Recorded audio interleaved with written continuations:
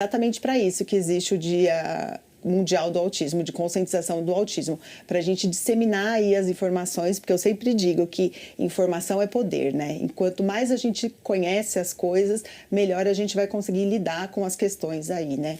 O autismo é um assunto que está bastante em voga agora, aumentaram muitos casos, muitas celebridades, né, dizendo que são autistas. Então, é muito importante falar sobre isso e entender sobre isso para conseguir lidar melhor com as pessoas que têm esse transtorno aí.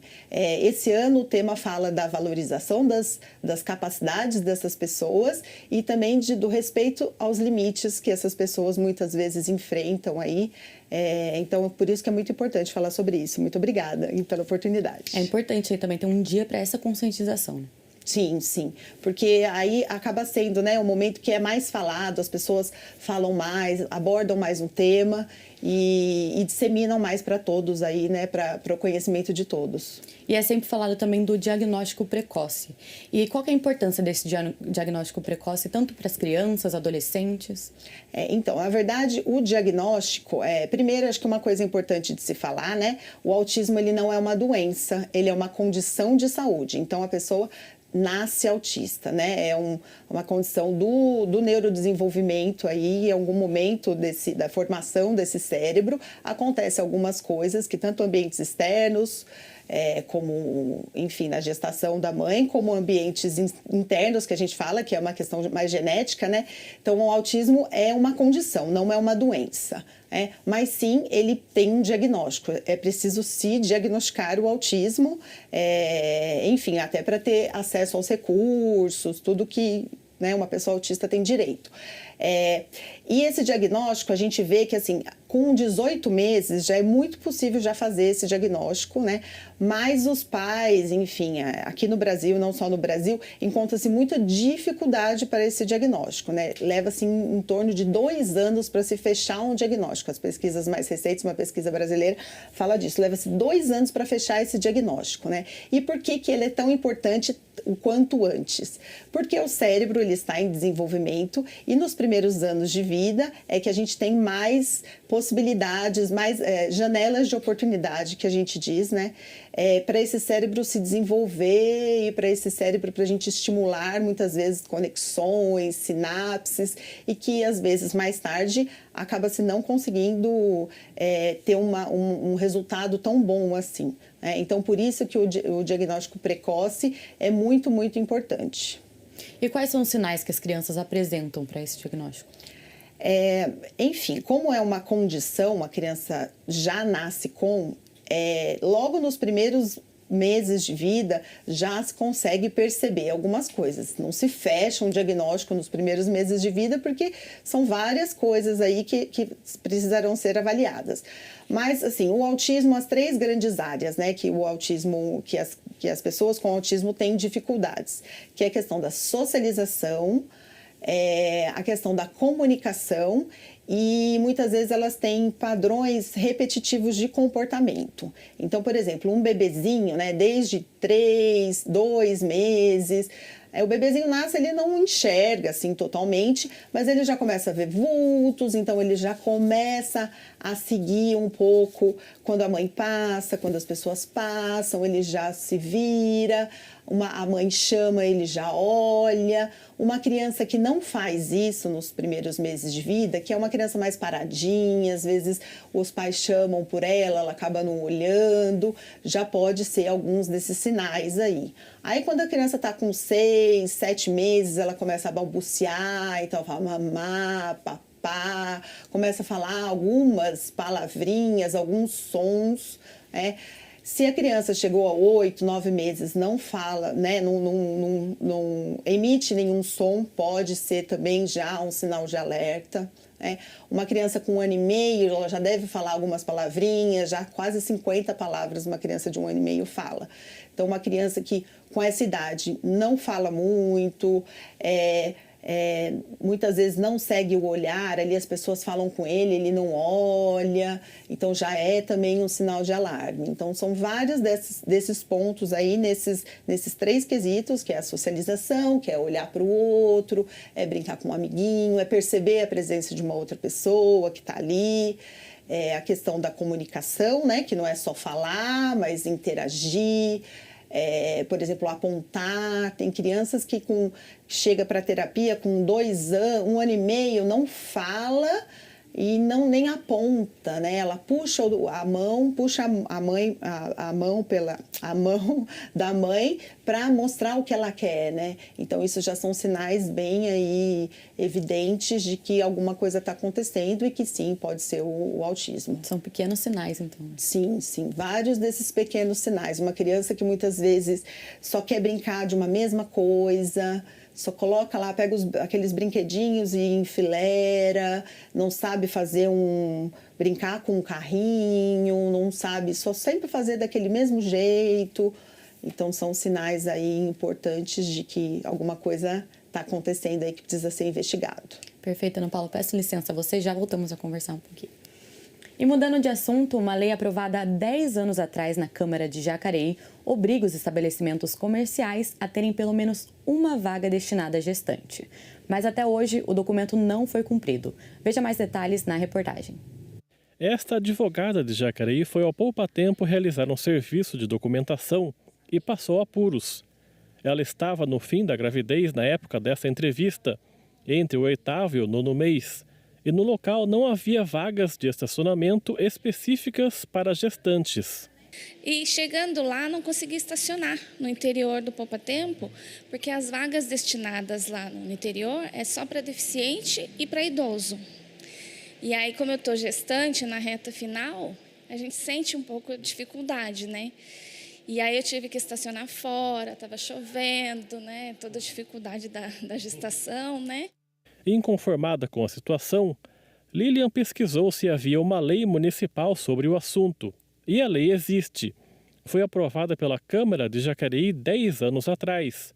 E é de autoria do vereador Valmir do Parque Meia Lua, que nem sabia que a sua propositura não estava sendo cumprida na cidade. Essa lei ela foi votada em 2014. Foi votado, todos os vereadores votaram favorável.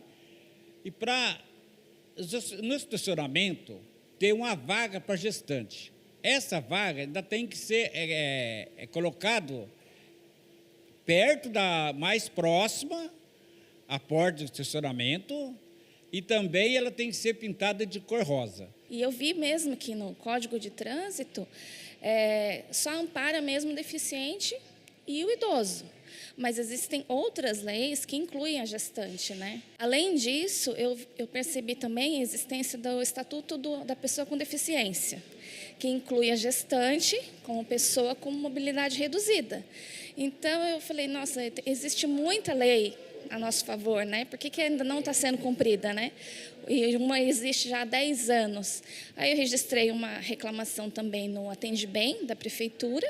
Como, segundo a lei, cabe à Prefeitura de Jacareí a fiscalização, a TV Câmara entrou em contato com a assessoria do Poder Executivo, que enviou a seguinte nota.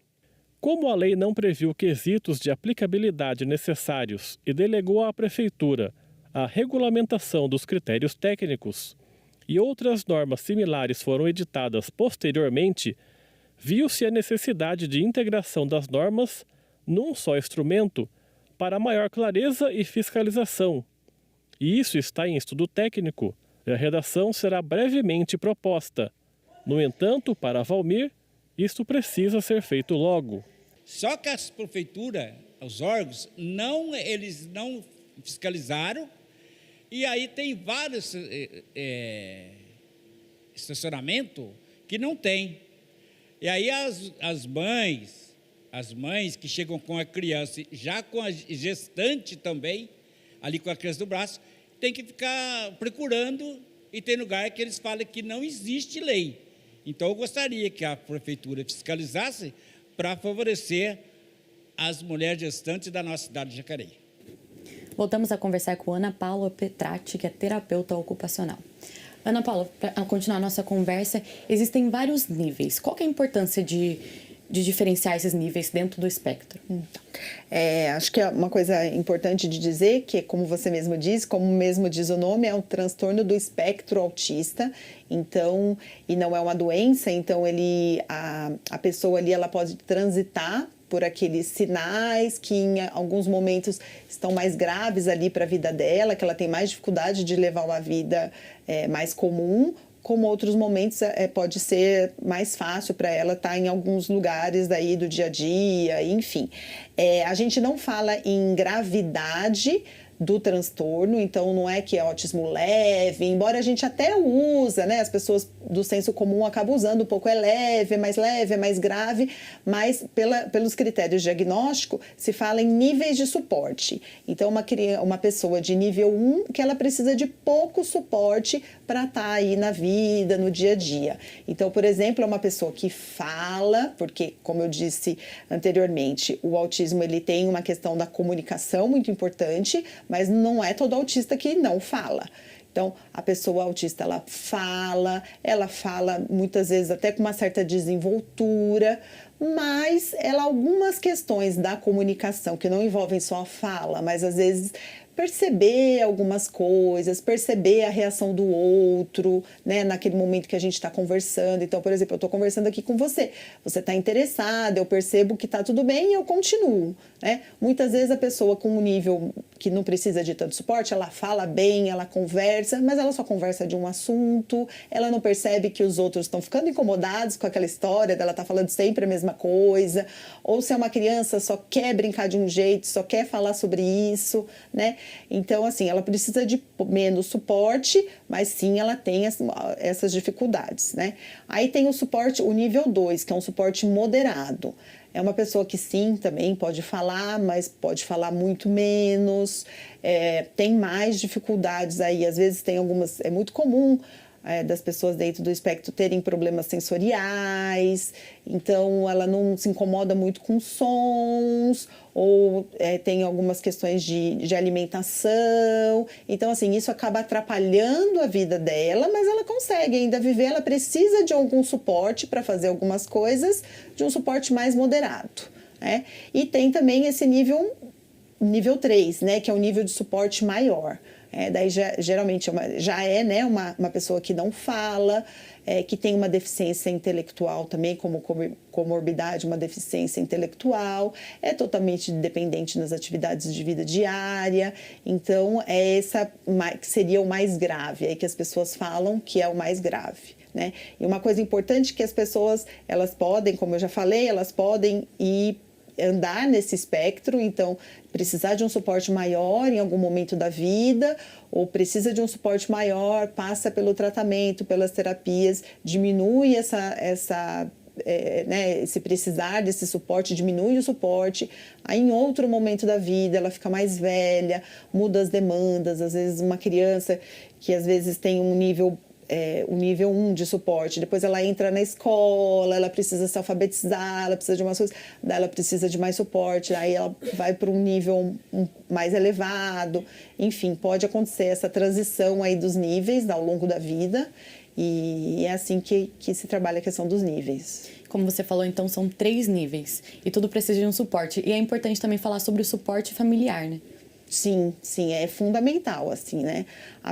Na verdade, a família eu que trabalho com a intervenção, né? A família é um pilar fundamental, principalmente quando a gente trabalha com crianças. Não tem como trabalhar a criança sem estar junto com a família e junto com a escola também, que é uma outra questão bem importante, né, no caso do autismo. Então, a família precisa estar muito envolvida nesse tratamento, porque eu falo, a terapia é 1, 2 horas por semana, por dia, varia bastante, né, a quantidade de terapia, mas e todo o resto do dia ela está na família ou na escola, né? Então, por isso que esse momento de conscientização é importante também para toda a população mesmo estar envolvida nisso, conhecer nisso, porque o suporte ele é necessário em algum nível para essas pessoas. A família é a base, né? Mas a comunidade também faz parte para deixar esse bem-estar. Isso, exatamente, exatamente. A família é a base e precisa aí desse apoio de todo mundo. E falando da família também, qual você acha que é os desafios que a família enfrenta? São muitos os desafios que a família enfrenta, infelizmente, né? Não falo de um lugar de familiar, que é muito diferente, né? Eu tenho um lugar de fala de que eu tô ali com as famílias no dia a dia, e eu percebo o que eles passam, mas eu não passo o que eles passam e imagino que já é muito difícil mesmo. Então tem toda a dificuldade desde quando vai começar, né? Desde quando percebe os primeiros sintomas, aí, como eu estava falando lá no início, né? Muitas mães já percebem muito dos sintomas, né? Tá amamentando, enfim, não vê o seu filho olhar no olho, enfim, já começa a perceber algumas coisas e ela vai contando para as pessoas, olha, tô percebendo isso, vão nos médicos e as pessoas falam, não, é da sua cabeça, né? Desde quando tem o diagnóstico daí, muitas pessoas não têm o desconhecido e acaba não encontrando dentro da família um apoio, né? Porque toda mãe já precisa de rede de apoio. Quando é uma mãe que ainda tem outras dificuldades, né? Que precisa de outras coisas aí para estar cuidando do filho. Eu falo mãe, porque a grande maioria é mãe, mas os pais em geral, né? Aí não encontra o apoio da família. Aí tem a própria escola, que muitas vezes não tem pessoas especializadas, não é nem por não querer, mas né, precisa de se especializar para lidar com algumas dessas questões. Então, assim, os desafios são muito grandes mesmo. Perfeito, Ana Paula. Peço licença a você novamente e já voltamos a conversar. E a vacinação contra a gripe influenza continua aqui em Jacareí. Lembrando que esse ano a campanha não acontece de forma escalonada, então todos os grupos já podem procurar as unidades básicas de segunda a sexta-feira, no horário das 8 às 17 horas, nas unidades de saúde com atendimentos de 10 horas. Já as unidades com atendimentos de 12 horas estão aplicando a vacina apenas no sábado, das 8 às 17 horas. Você pode conferir quem pode receber esse imunizante e o endereço das unidades de saúde no site da Prefeitura, que é jacareí.sp.gov.br. Por unanimidade, o plenário aprovou o projeto de lei do vereador Luiz Flávio, do PT, que garante o acesso de pessoas com TEA com alimentos aqui em Jacareí. Confira detalhes na reportagem. Para as crianças com transtorno do espectro autista, algumas atividades do cotidiano se tornam grandes desafios, como o simples fato de se alimentar. Alguns comércios têm restrições de entrada de alimentos externos, causando assim mais dificuldade. Angélica, que é mãe de 2 crianças com transtorno, nos conta um pouco mais sobre esses desafios. O meu filho, Conrado, que ele tem 9 anos, que ele é mais velho, ele passou por diversas situações na escola que não conseguia se alimentar por causa da seletividade alimentar. Chegava a ficar 5 horas, aquele período todo na escola, sem aceitar outros alimentos, só ia comer quando chegava em casa. E também ele tinha muitas crises na escola por causa da rigidez comportamental. Angélica se juntou com outras mães de crianças autistas e juntas desenvolveram um projeto de lei para dar maior acessibilidade às pessoas com TEA em relação à alimentação.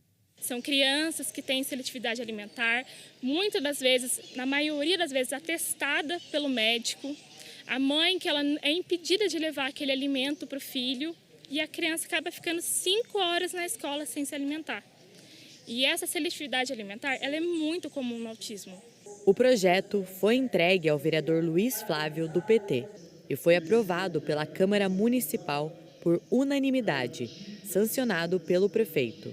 Olha, essa foi uma sugestão de uma mãe de criança autista, né, que viu a necessidade de a gente assegurar que as crianças autistas que têm dieta recomendada por nutricionistas ou profissionais da medicina, que a gente garantisse que ela pudesse frequentar os restaurantes com a própria família, mas levar os seus utensílios para alimentação e refeição.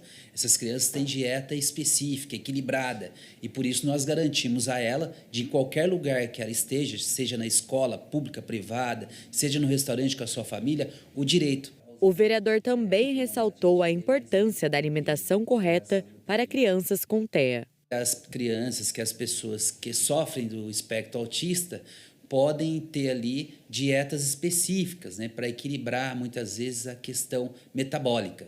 Então é primordial, né, que a gente assegure essas crianças a terem o direito de poderem alimentar conforme a determinação médica, né?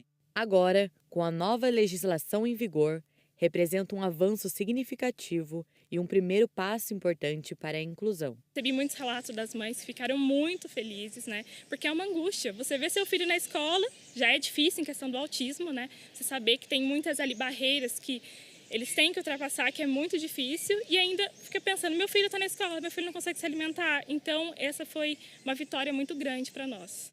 Foi o primeiro passo para a inclusão aqui no município, porque a criança ela vai ser incluída no ambiente escolar, ela vai estar conseguindo se alimentar, que é algo tão importante, né? A gente não consegue ficar sem comer, e como que uma criança vai conseguir ficar?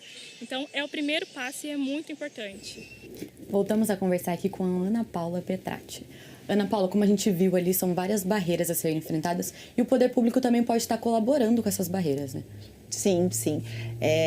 No caso, né, dessa mãe aí, muitas crianças têm mesmo essa questão da seletividade alimentar, a questão sensorial, 90% dos casos já tem questões sensoriais envolvidas e está muito relacionado muitas vezes à alimentação.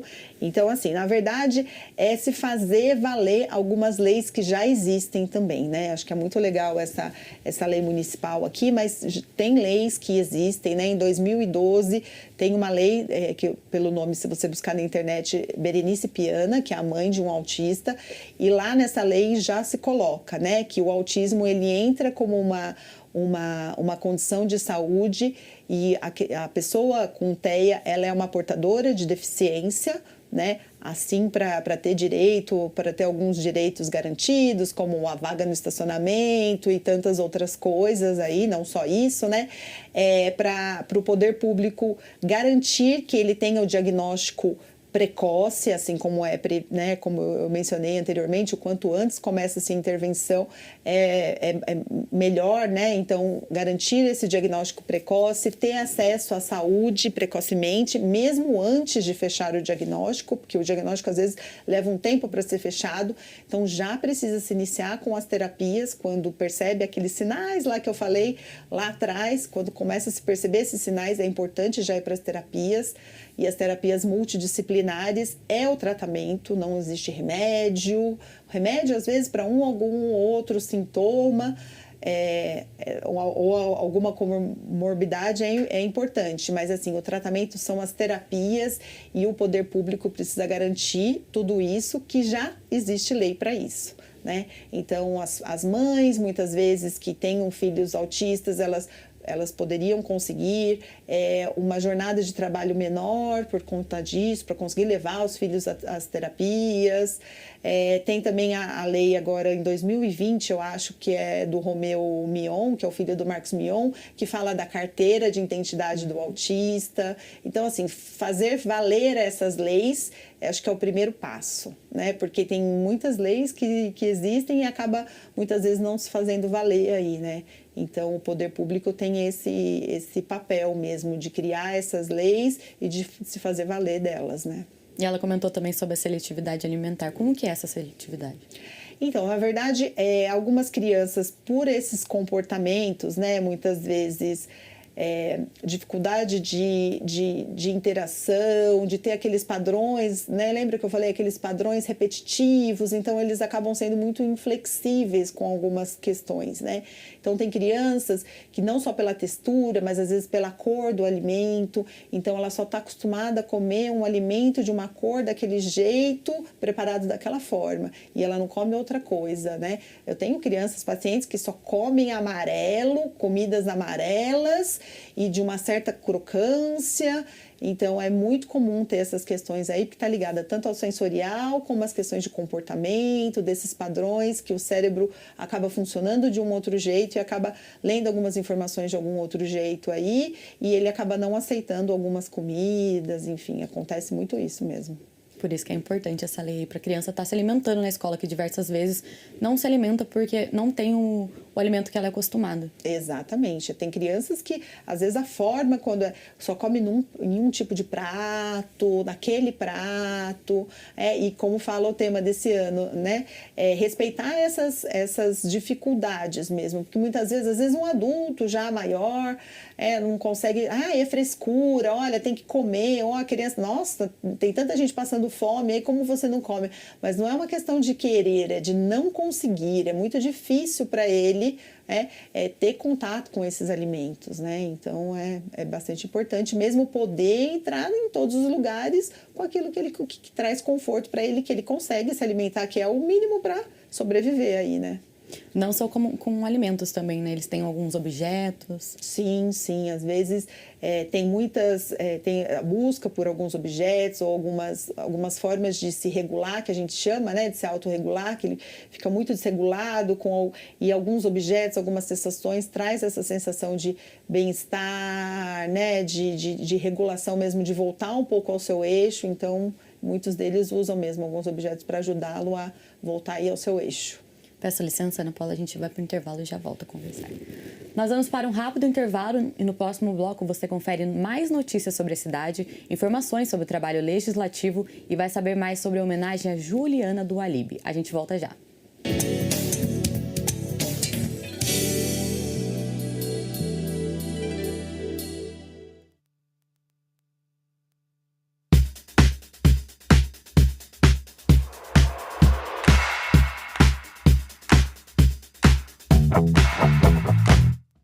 Você sabia que Jacareí conta com espaços reservados para pets?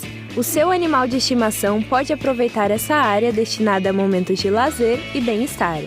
Atenção para a lista de locais: Parque dos Eucaliptos, Centro, Praça Presidente Kennedy, Jardim Flórida, Avenida Claurides de Siqueira, Jardim Santa Maria e Praça Vereador Genésio Rodrigues, Parque dos Sinos. Os cães devem usar coleira no percurso, acompanhados de seus tutores, que serão responsáveis por recolher os dejetos de seus animais. Aproveite o espaço para passar um tempo com seu companheiro de 4 patas. Com certeza ele irá gostar. TV Câmara Jacareí, a TV pública da cidade. Você sabe o que é microchipagem?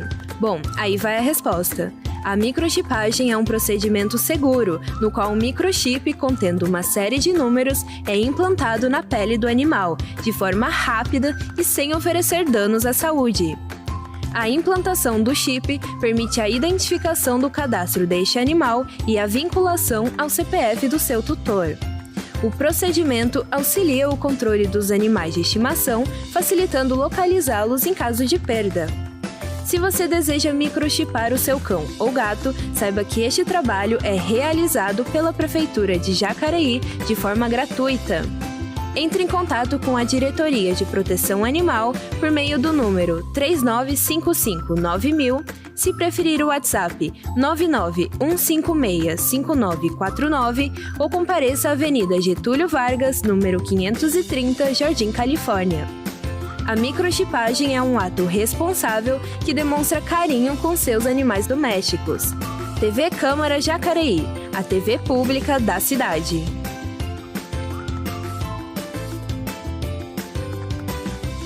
A Câmara Municipal de Jacareí conta agora com o WhatsApp para atender você. Nosso número é o 39552200. Você também pode nos adicionar pelo QR Code aqui na tela. O atendimento ocorre de segunda a sexta-feira, das 8 às 17 horas. Você sabia que a Câmara Municipal de Jacareí tem um órgão para ouvir o cidadão e dar voz a ele?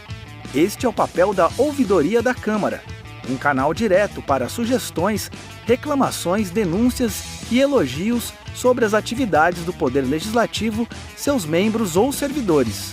Você pode entrar em contato pelo e-mail ouvidoria.câmara@jacareí.sp.leg.br, pelo telefone 3955-2241 ou presencialmente na Câmara Municipal de Jacareí, na Praça dos Três Poderes, número 74. Vamos começar essa entrevista falando um pouquinho sobre a sua trajetória, né? Muito obrigado pela sua presença, por ter aceitado o nosso convite. A gente em Destaque volta daqui a pouco, até já.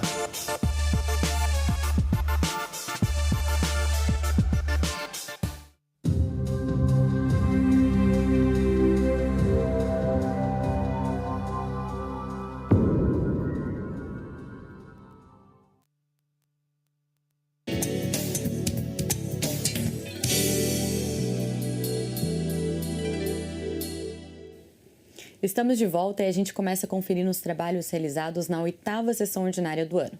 O vereador Rogério Timóteo, do Republicanos, falou do projeto de lei do Paulinho dos Condutores sobre a tramitação prioritária dos processos que tenha como parte interessada a vítima de violência doméstica. Veja. E eu digo uma coisa, eu respeito minha família. O que eu sou em casa, eu sou na rua. O que eu sou em casa, eu sou aqui no meu trabalho também. Porque não adianta ser uma coisa em casa, mas no trabalho ser diferente. Então, vamos respeitar, vamos valorizar, que os procedimentos sejam respeitados, que ela tenha prioridade, a mulher que é vítima de violência doméstica, que os processos não sejam demorados, porque às vezes demora tanto um processo que a mulher chega a ser agredida novamente, muitas chegam até a óbito, devido ao agressor ser impune e não ter uma impunidade mais severa em cima do agressor. Então, sou favorável, um projeto muito importante como esse, pode contar com o meu voto.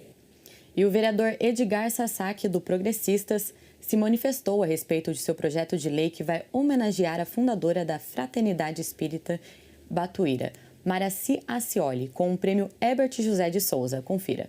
Eu quero aqui inicialmente agradecer a todos pela votação favorável e dizer que nós estamos, aliás, a nossa casa está homenageando uma pessoa que já fez muito para Jacareí. Então, eu achei de suma importância fazer esse reconhecimento, sabendo que já houve também um título de cidadania para Marici, mas há necessidade também de ter esse reconhecimento como uma pessoa que trabalha também para o social. Então, por essa razão, nós fizemos essa propositura e agradeço a todos vocês que votaram favoravelmente a esse projeto de lei. Mais sobre as sessões ordinárias e os trabalhos dos vereadores você confere em jacareí.sp.leg.br. E voltamos a conversar com Ana Paula Petrati, que é terapeuta ocupacional. Ana Paula, agora falando um pouquinho sobre os tratamentos. Quais são os tratamentos que existem hoje em dia? Então, os tratamentos, na verdade, para o autismo não existe um tratamento, né? Um tratamento específico. São como a sintomatologia, né? Falo sintomas, mas enfim, como é uma condição, a gente não trata muito assim, mas como alguns dos sinais das dificuldades são amplas, né, porque é um espectro, então são vários aí as formas de se trabalhar, né, mas normalmente o que mais a gente usa aí são os tratamentos multidisciplinares, como eu estava falando, não existe uma medicação para o autismo, assim como não existe um exame que diagnostica o autismo, não existe uma medicação específica, assim como a diabetes, que você toma e tá tudo, né, e vai melhorar, enfim, os sintomas vão diminuir. O tratamento são terapias, né, e são terapias multidisciplinares. Então, a terapia com a psicologia, com a fonoaudiologia, né, pela questão da comunicação muito importante, com a terapia ocupacional e, por exemplo, uma nutricionista, no caso de seletividade alimentar, a fisioterapia, porque tem muitos atrasos motores, é bastante comum ter alguns dos atrasos motores aí precisa da fisioterapia, da psicomotricidade, então é um tratamento com musicoterapia, né, para estimular essa questão também da fala, da comunicação, psicopedagogia, quando precisa, quando já está mais num momento mais de iniciar aí a questão da alfabetização, então é multidisciplinar, né? Tem uma ciência que é chamada ciência ABA, onde é um tratamento bem utilizado para o autismo, né? Muitas pessoas falam método ABA, né? Mas não é um método, porque é uma terminologia errada, é uma ciência que analisa e que estuda o comportamento humano. E como os autistas eles têm dificuldades na questão do comportamento, da interação, da relação, da comunicação, então essa ciência é muito utilizada porque ela estuda de fato os comportamentos e a relação aí que as pessoas têm, né, as relações humanas. Então, assim, a terapia precisa ser realizada cedo, o quanto antes, como eu já comentei, antes até de chegar ao diagnóstico, e o ABA é muito utilizado para trabalhar a questão de reforçar os comportamentos, como eu posso dizer, os comportamentos que a gente entende que é esperado para a idade, reforçar alguns desses comportamentos, né? Então, a terapia é multidisciplinar e como precisa ser iniciada cedo, e a gente vai trabalhar com o cérebro, que é bastante complexo, e trabalhando as conexões, precisa de uma certa intensidade também. Então, muito se vê, né, dessa questão do tratamento do autista ter muitas horas, então eles passam por vários terapeutas para estimular todas essas áreas, né, que a gente já mencionou, que eu já mencionei, e precisa de um tempo, muitas vezes, que é prolongado, comparado às outras questões aí, às outras terapias aí. Esse tratamento, então, aí ajuda no desenvolvimento, né? Isso, para estimular aquelas habilidades que estão atrasadas aí. Então, a questão da comunicação, e a gente sempre vai trabalhando pelas bases, né? Então, uma criança que não fala ainda, então a gente tem que trabalhar desde o contato visual, que muitas vezes ela não faz esse contato visual, para depois ela conseguir olhar para um outro, para poder imitar as ações do outro, para depois falar. Então, é um tratamento que é sempre pelas bases. Aí. Não adianta eu tratar só o sintoma, né? O falar, a articulação, não é assim, né? A gente vai trabalhar toda a base. Então, por isso que ele acaba sendo mais demorado, precisa de horas, muitas vezes altas, 2, 3, 4 horas por dia, né? Alguns dias, para poder estimular tudo isso e para ele estar chegando mais próximo de uma pessoa do que é esperado para a idade dele, né? Como você falou também do ABA, né, que é muito importante. Qual que é o principal objetivo do ABA? Então, na verdade, o ABA, né, como é uma ciência, ele é análise do comportamento aplicada, então ele estuda o comportamento de uma forma, se chama aplicada, né? Então, o que está acontecendo ali naquele momento. Então, todo comportamento, ele tem uma função, né? A gente quer falar alguma coisa, quer demonstrar alguma coisa através do nosso comportamento, né? E o ABA trabalha muito na questão de reforçar os comportamentos que muitas vezes a criança não está respondendo aquele comportamento pelas dificuldades que ela tem. Então, uma criança só quer brincar daquele jeito, só daquela forma. Ela perde muita oportunidade de aprender, porque a criança aprende brincando, testando os objetos, daí tá ali com o outro. Então, se ela sempre brincar só daquele jeito, o desenvolvimento dela não vai ser, ela não vai se desenvolver da forma esperada, porque ela, né, não está conseguindo desenvolver algumas questões ali. Então, o ABA ele vai trazendo, não só o ABA, mas todo o que, por exemplo, eu sou terapeuta ocupacional, eu trabalho com a terapia ocupacional, mas eu falo que eu sempre bebo da água do ABA. Para se trabalhar com o autista, a gente acaba bebendo dessa água da ciência ABA para conseguir trabalhar melhor com eles, porque a gente tem mais resultados assim com eles.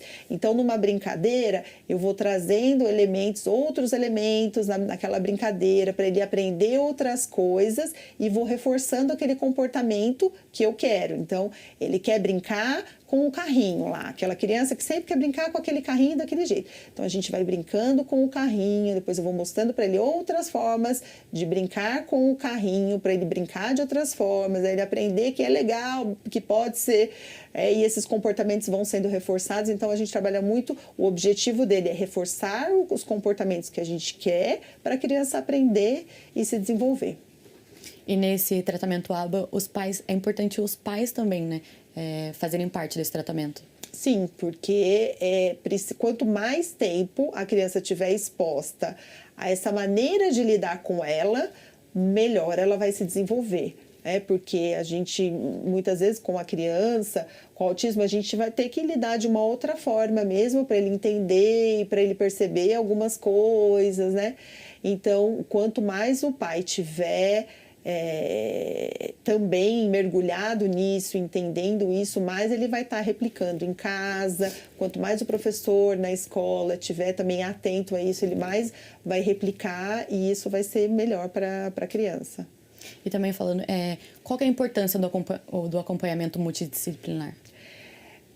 Exatamente para estar reforçando tudo isso e desenvolvendo todas essas habilidades, né? Porque não dá para deixar só na conta dos pais mesmo, né? Ou da escola, porque eu já falo, né? Filho já não nasce com manual de instrução. Filho típico a gente já tem dificuldade, né? De como vai educar. Um filho atípico que precisa de outras necessidades é mais difícil ainda, né? Então a equipe tem que estar muito alinhada e tem que estar trabalhando junto. Então a equipe multidisciplinar é importante, principalmente se a equipe se conversa, se entende, trabalha da mesma forma, com os mesmos objetivos, porque é diferente de eu trabalhar com a criança A e com a criança B. Embora as duas sejam autistas, as duas tenham dificuldades parecidas, é diferente, né? Cada um tem um modo de ver as coisas, um gosta mais de uma coisa, outro gosta mais de outra coisa completamente diferente. Então, quando a equipe está alinhada, trabalhando com esse mesmo objetivo, as chances de ter mais resultados são infinitamente melhores, né? Como a gente estava falando no caso da seletividade alimentar. Só um exemplo prático, assim, muitas vezes a gente vai inserir um novo alimento com uma criança, ele tem uma seletividade, vamos pensar em inserir um novo alimento para ele aumentar esse repertório dele. Se a equipe dele inteira souber qual é esse alimento, trabalhar esse alimento nas diversas formas, isso vai ser muito mais, ele vai ter um ganho muito melhor do que só cada um trabalhando lá no seu quadrado sem se conversar, né? Então é muito importante a equipe estar alinhada mesmo. É todo um apoio aí, né? Sim, é todo é complexo, né? É uma complexidade alta, não no sentido de precisar de muitas coisas, assim, como na saúde, por exemplo, é de alta complexidade uma cirurgia, que precisa de um hospital, que precisa... Não, né? Com a criança autista, com o adulto, muitas vezes a gente precisa de coisas básicas ali, né? Mas é uma complexidade de pessoas, das pessoas serem especializadas, né? É muito difícil também... tem muitos profissionais aí, como o autismo, ele está muito em voga agora, então tem muita gente falando muitas coisas, vendendo muitas coisas que nem é verdade, assim, no sentido, a pessoa se diz especialista, fez um cursinho lá de 1 ano na internet, já está falando que é especialista, já está falando que sabe trabalhar com isso, e são muitos anos de estudo, precisa se debruçar muito, a equipe precisa conversar muito, né, para estar desenvolvendo aí um bom trabalho. É isso, Ana Paula, peço licença a você novamente e já voltamos a conversar. E mudando de assunto, a vereadora eleita em 2021, psicóloga Juliana do Alibe, recebeu no plenário do Legislativo o prêmio Herbert de Souza por seus trabalhos filantrópicos à frente da Associação Fênix. Veja como foi a cerimônia na reportagem a seguir. A psicóloga e pedagoga Juliana do Alibe, vereadora eleita em 2020 e ex-secretária de Assistência Social de Jacareí, recebeu em sessão solene na Câmara Municipal o prêmio Herbert de Souza pelos serviços filantrópicos que desenvolve há alguns anos na Associação Fênix. Juliana, que hoje é chefe de gabinete do prefeito Isaías Santana, celebrou a honraria dada pelo Poder Legislativo. Na verdade, isso vem coroar um trabalho de muitos, na verdade. Eu me considero, assim, a representante, o maestro. E tem várias pessoas que carregam esse piano. As ONGs, a comunidade, poder público, empresa privada, está todo mundo envolvido nisso. O projeto foi aprovado em 2014 pela então vereadora Rose Gaspar, que não esteve presente na cerimônia. Durante o evento, um vídeo com a história de Juliana do Alibe foi apresentado aos familiares e amigos, que puderam conhecer um pouco mais sobre a história dela. Mas uma coisa eu tenho, eu nasci com essa habilidade de comunicação, de fazer essas pontes, atender as pessoas, a comunidade, está na ponta. Então, para mim, é maravilhoso. Eu acho que, assim, coroa o trabalho meu e de muitas pessoas. Alguns secretários municipais, além do prefeito, compareceram à entrega do prêmio e prestaram homenagem a Juliana. Segundo os amigos da homenageada, ela merece o reconhecimento por colaborar com o município de maneira ímpar e ajudar a tantas crianças, jovens e adultos. Ajudar o próximo, sem olhar a quem.